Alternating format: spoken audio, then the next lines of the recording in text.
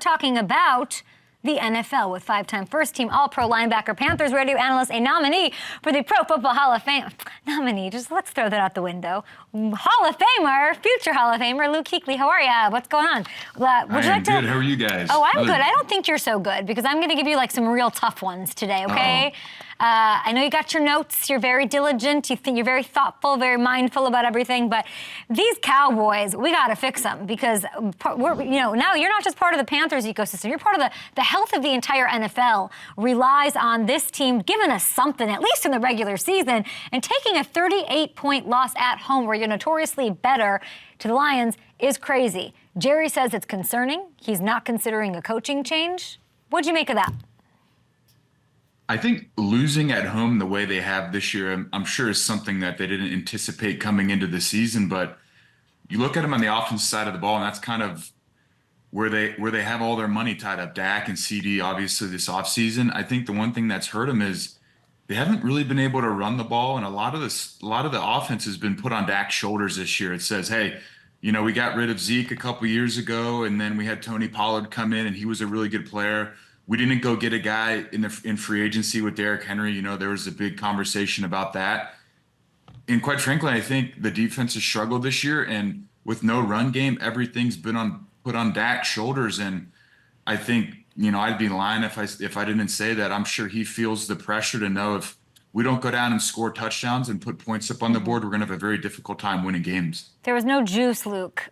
How insulting is that as somebody who played to be said that you don't have juice, or there can't be. What's worse than that? Being called soft probably is worse than that. But no juice is that's a huge indictment, and that's what it looked like last night. Yeah.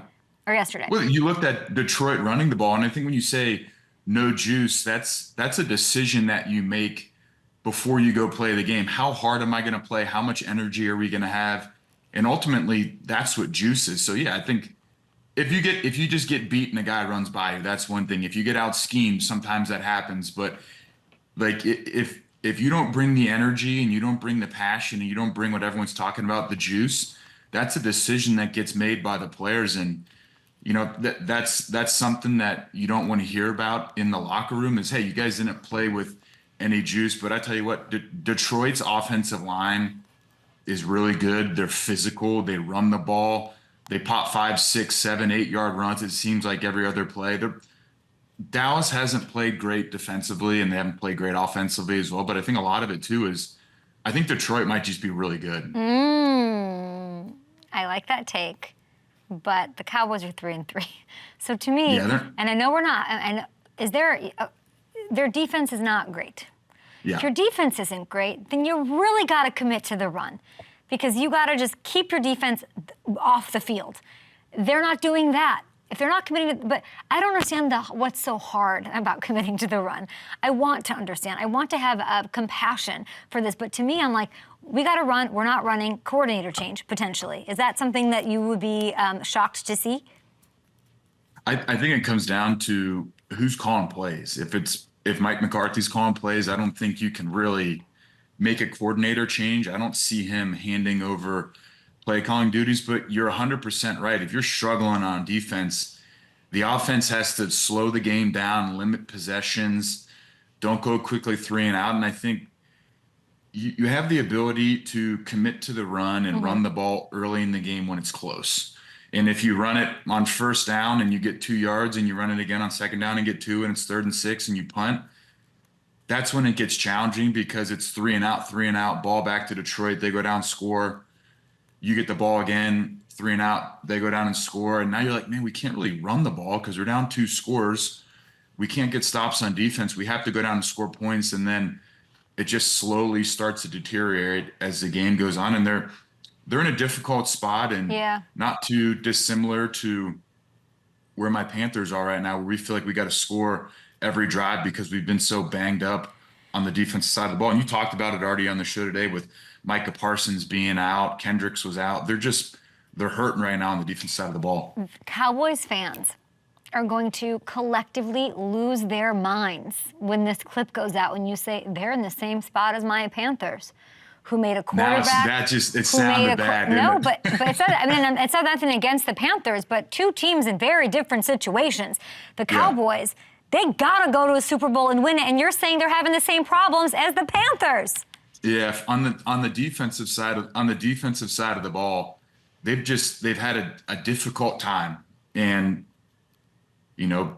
they've struggled at home. They've given up 30 plus on multiple occasions. They played the Saints, and Saints scored over 40 on them. Detroit scores over 40 on them, and you wonder, is that offensive style difficult for them? You look at what the Saints do. Kubiak, they're going to run it sideways. They're going to shift. They're going to motion. It's wide zone. It's mid zone. It's heavy play action. That's kind of what Detroit is. So you look at what they have next week as well. Obviously, they go into the bye week. They're going to see a very similar offense with the Niners. So you'd like to say, hey, we saw it this past week. Hopefully we can make adjustments and fix it going forward. Brian Schottenheimer not calling plays. McCarthy is. But if I'm correct, I think I'm correct, Schottenheimer's sort of history as a play caller does lean on the run. He likes the run. He commits to the run. So maybe there is at least a conversation, or maybe there is some sort of adjustment where Schotty, I don't know how to say it, I'm going to get killed on the internet probably, but just maybe lends a hand more in making that happen. This is a team that we need to is this a playoff team? Is this team going to the playoffs? Take a book from Joe Burrow. Right now, they don't look like a playoff team, but they have guys in their team that can take them there. And they're 3-3. They're going into a bye week. Obviously, the NFC East is a little bit up for grabs. I think Washington's a pretty daggone good team, but 7 playoff teams. You just got to go into the bye week. You're 3-3, make some adjustments, and then second half of the season, make a push. I love the Lions. All morning, I'm like, Lions. And then I know I'm like having to get to the Jayden part. And he's out. Maybe he'll be back if they make a run. I'm reading your face right now. It bums you out. Like, as a football fan, he embodies that team, that city, that organization, Dan Campbell. He is that. Went to school in Michigan. Got drafted by the Lions, was there when they started to turn that place around. He's not like a pretty pass rusher. He doesn't have a million moves.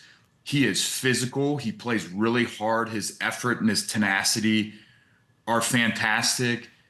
And it bums me out. I mean, obviously it stinks for the fan base, organization, the guys in the team, but you can tell how much he loves playing football. And when something like that happens, it just hurts my heart when these guys can't keep playing. It just bums me out. What does this defense look like without him? How big of a knock is it? Do they have the depth? Give me the nitty gritty, the lingo I'll kind of sort of understand. Go ahead, Luke. I don't think that they've got another guy on the other side that can go get you 8 to 10 sacks. Yeah.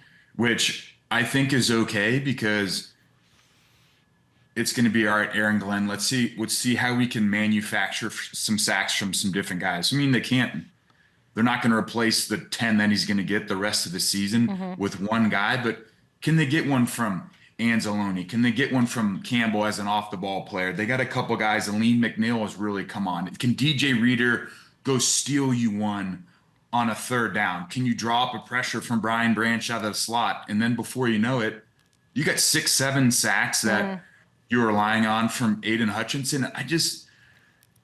Obviously he had a pretty substantial injury, but if I'm the Detroit Lions, I'm like, hey, Aiden, whenever you can, whatever capacity you can do, we'd love to have you around the facility as much as you can, just because I feel like his personality is probably infectious and the guys love him, and I'm sure it'll be helpful for him in his rehab. I know being hurt stinks, but the more you're around the guys, the better you do as a player. But also, I just think that his energy in general is still going to be helpful for that team. Is it easier to manufacture sacks than it is to manufacture leadership and energy? Oh yeah, 100%. I think you have your leaders on your team that are who they are. Yeah. We had Thomas Davis and Greg Olsen, Ryan Khalil and Cam. And if you told me, hey, you got to go replace 10 tackles and a sack and blah, blah, blah, because Thomas isn't playing. I'm like that's going to be tough, but we'll figure it out. If you told us, hey, Thomas can't come in the building the rest of the year, I'd be like, that's a problem. And I'm sure it's the same way with him.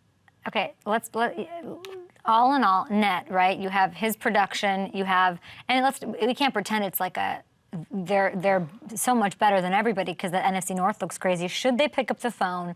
And I don't know who's representing. No, we don't need this yet. I don't know who's representing Hassan Reddick right now.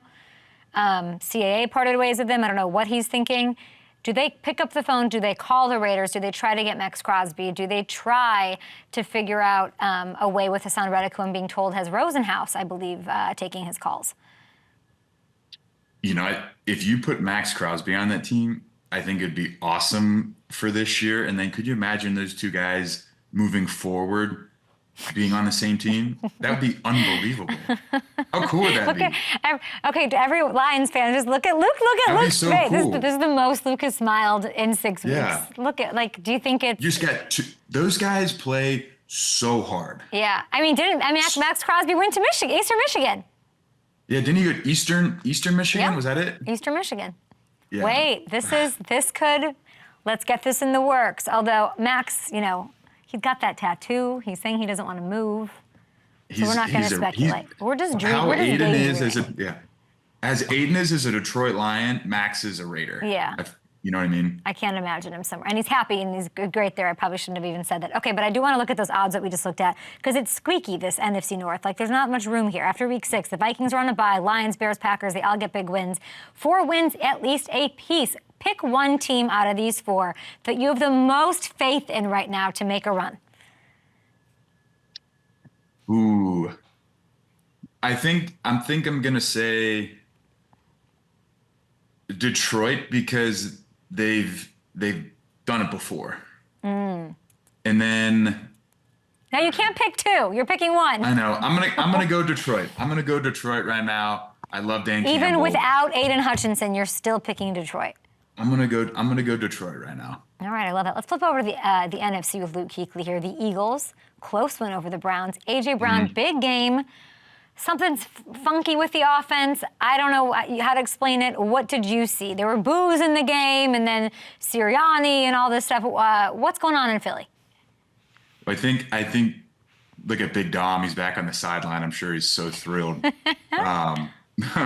Sirianni, that's how Eagles fans are. We played there my rookie year, and they were booing Andy Reid and chanting "Fire Andy" my rookie year. It's not unique to him, and they've struggled. And okay, but hold on. Andy Reid did not then turn around to the crowd and start saying whatever. So yeah, it's not the same thing. That's very different what we saw. Yeah, yesterday. I think it's a tough look. I think you stay locked in and continue to coach the game and put your headset on and keep calling plays. But I think the Eagles fans are frustrated. They struggled at the end of last season. They lost 5 of 6 and lost the playoff game, and they're 3-2 this year. And like you said, the offense hasn't clicked yet. And A.J. Brown came back last week, which is good. Dallas Goedert went out, but you're 3-2. You've got dudes all over the place. You got Saquon, you got Goddard, you got the 2 receivers. Jalen Hurts is a good quarterback.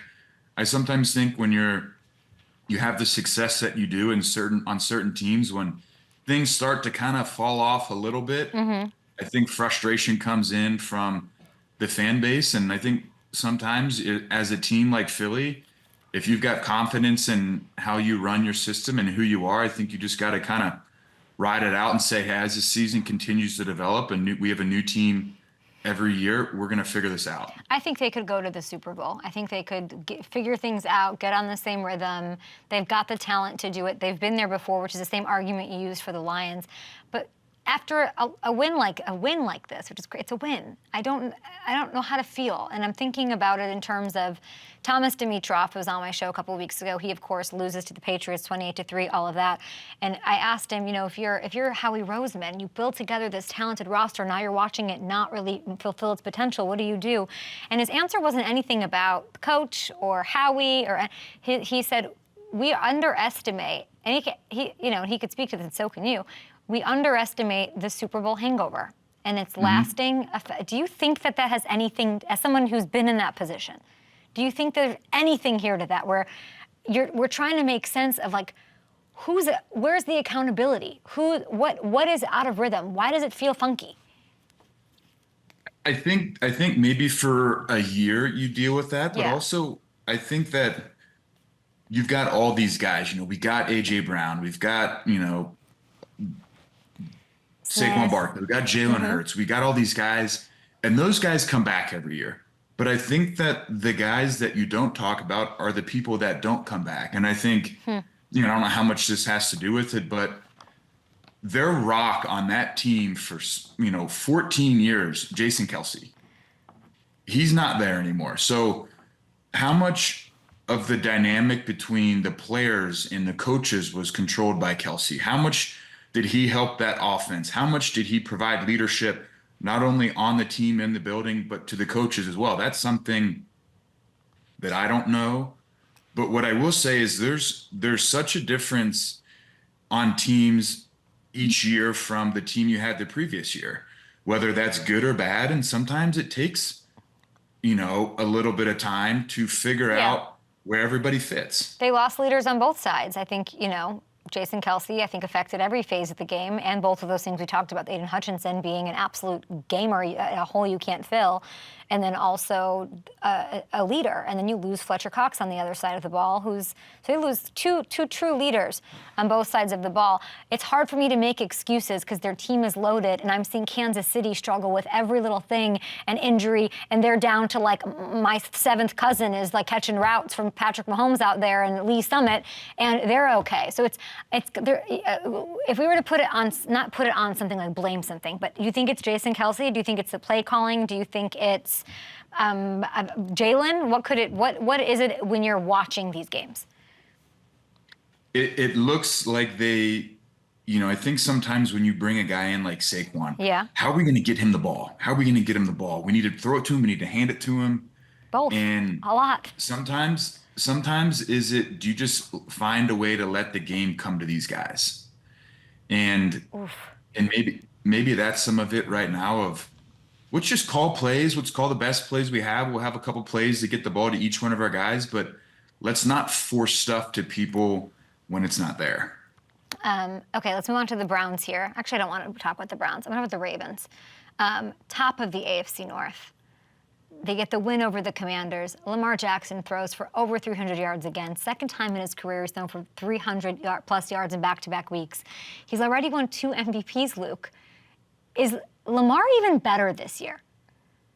Well, I think I think so. I think he's starting to get into the prime of his career, and they've obviously brought Derrick Henry in. I think Monken's done a great job, but now look at who he's got on the offensive side of the ball. I think, Mark Andrews has been really good, but now Isaiah Likely, Zay Flowers, in that 12 personnel set they have, they can run all their run game stuff. They can be big. They can go power football. They can put Pat Ricard in, and they're not limited as a receiver from the receiver threat with having 2 tight ends in Andrews and Isaiah Likely. I think everybody in the NFL would love to have both those guys. But, all Lamar has really ever done is win games and score points and go to the playoffs. He's been, I think, 5 out of his 7 years in the NFL, the Ravens have gone to the playoffs. So yeah, I just think they're big, they're physical, they know what they are. Lamar's a problem. Yeah, and I think what you're saying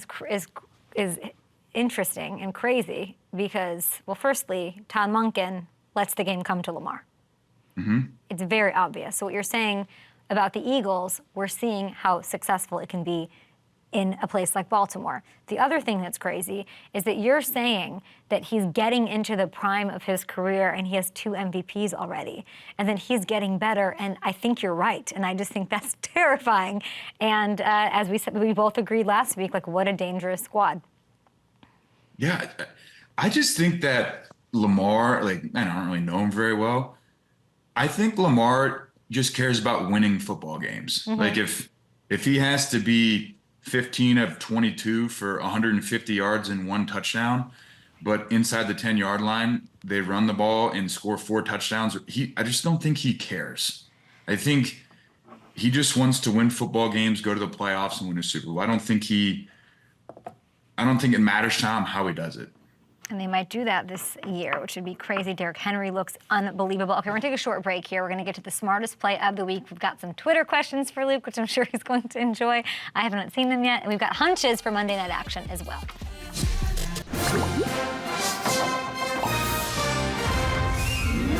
Geekly not for the meekly, probably pretty geekly. Moment of genius. Luke, I want to know the smartest thing you saw all weekend. Well, Brian Branch had 2 picks this week. One was at the end of the game, but the first one was in the first quarter in the red zone right here. So Woohoo! he's a flat defender right there, and he understands that, hey, this is Dak's third read, so he's going to go high to intermediate to low. So I don't have to go jump the flat right now. I can go jump the flat when Dak takes his eyes off his second read because I know he's going to the third read. So he sits there, he waits for Dak. Dak puts his eyes on that corner route and floats it up, and he makes a heck of a play. But look at him. He sits there in the flat. He understands I have some time. I'm going to sink underneath this 7 cut, and I'm sure Dak wanted a little bit more air on that ball. But I tell you what, Brian Branch is a smart player. He was at Bama. I know we loved him here in Carolina. Just a really good heady play by him, and I think he's a fantastic nickel. So hopefully we need him to step up his pressure game in the Aiden Hutchinson loss. 2 interceptions, 4 fumble, 6 tackle, quarterback hit, and a game ball courtesy of Dan Campbell, which you love to see. Anything else you want to talk about before we get to hunches? Do you want to talk about the Panthers? What was your big takeaway? Xavier Legette, another touchdown, and I think Chuba Hubbard has done a fantastic job for us this year. I think our offensive line has done a great job, but Chuba came in and sat behind Christian for a little while, and all he's ever done since he's been here is work his butt off. We brought Miles Sanders in last year, gave him a big deal. All Chuba did was work hard, earned the starting job, and he's had a great start to the season. I think he's 3rd or 4th in rushing yards in the NFL right now. He's incredible to watch, and definitely a bright spot. We need, I'm looking for sparks on teams like the Cowboys, and it is nice to say the Panthers have one, and it is Chuba, and he's a friend of the show, which is awesome. Great. Are things getting better every week? Do you feel like the energy getting, are we finding our way in Carolina? I'll tell you what, we've had a lot of injuries, which is unfortunate, but now we're getting a chance to see some of the young guys that we otherwise wouldn't have the opportunity to do. Trevin Wallace has stepped in. He made his second start this past week. He had 15 tackles his first start in Chicago last week, and then another guy, Brady Christensen, that was a big part of our offense going into the start of last season, that got hurt, missed the rest of the season. We brought in the 2 guards, so his playing time wasn't there. And then Corbett goes down, which obviously is a huge loss for us. But then again, we get an opportunity to see a guy that we otherwise wouldn't see, that I know our team likes. He's a great dude, and it's good for Brady as well to put some tape out there. I think he's going to be a free agent this offseason. So, yes, it's been a bummer. It's been unfortunate, but we're getting a really good opportunity to see some of these young guys we otherwise wouldn't have the chance to see. I love that. Some positive notes going forward on those Panthers. Joe Flacco, OG, we got to love him. Your face lights up.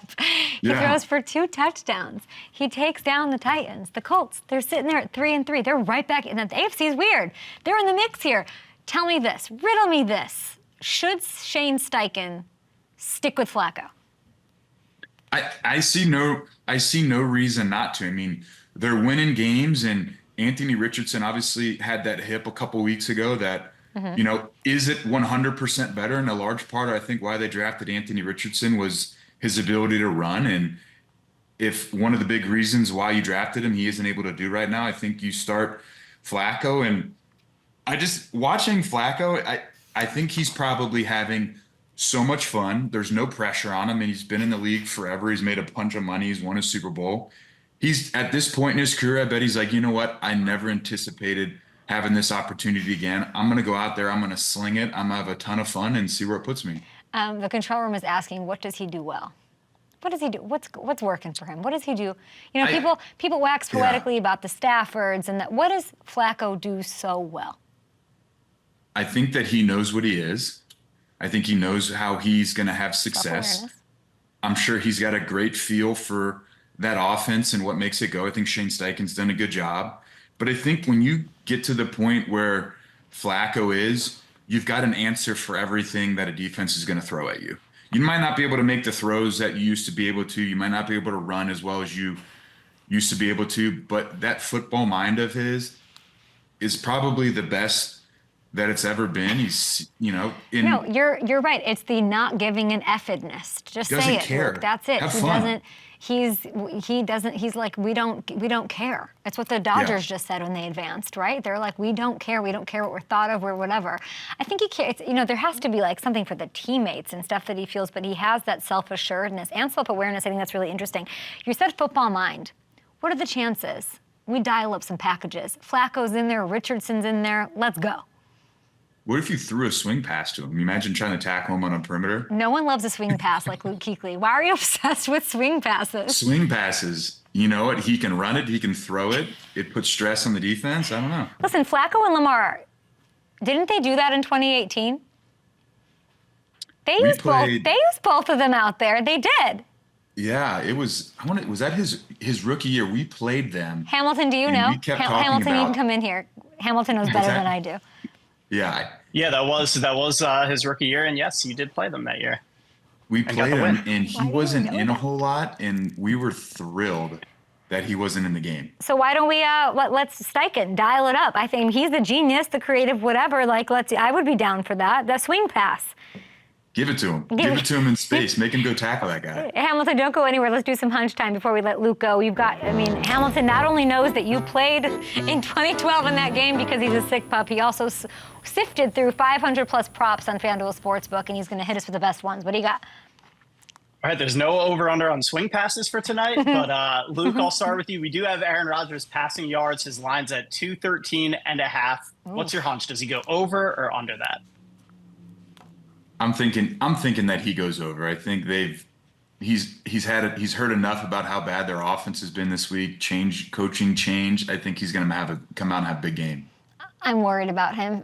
I'm going to say under, just to motivate him, no. just to give him a little something extra to go way over that tonight. I'd like to see the Jets. I'd like to see the Jets not be a story for another week. Ham, you go.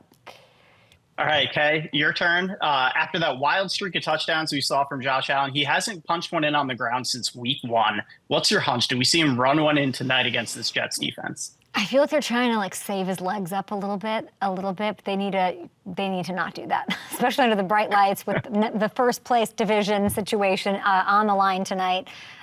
James Cook, by the way, banged up. And so I'm going to see, what is it, plus 150? Plus 150 to get in the end zone? Absolutely, I'm taking that. I'm gonna take it too. Yeah, I figured.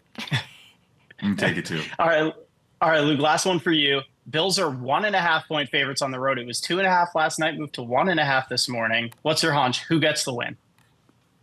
I think the Bills get the win, and if it's just that 1.5, I think you got to take it. I'm not going to argue with Luke. What do you got, Hammy? All right, okay. Last one for you. We're going to switch it up a little bit for tonight. Instead of first touchdown scorer, just give me one anytime touchdown scorer for the Jets. Oh my gosh, can we just use Breece Hall? He's the first one on this list, -1. Can we just having him not score in 3 weeks is crazy.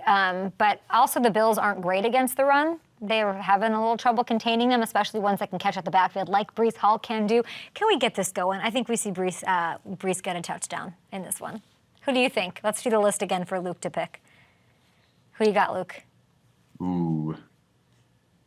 If you go Breece Hall, I'll go Braylon Allen. I think they get near the goal line and big power physical running back. I think they punch one in with them. Well, if you don't go with my answer, go with Luke Kuechly's, everybody. Amazing. Appreciate it. And by the way, there is an Up and Adams giveaway tonight. All you have to do is reply to a tweet that we just put out on Twitter, and you have to, you put down your first touchdown scorer, I think, just like we just told you, and you have a chance to win $100 in bonus bets. Kuechly, you are the best. We will talk soon.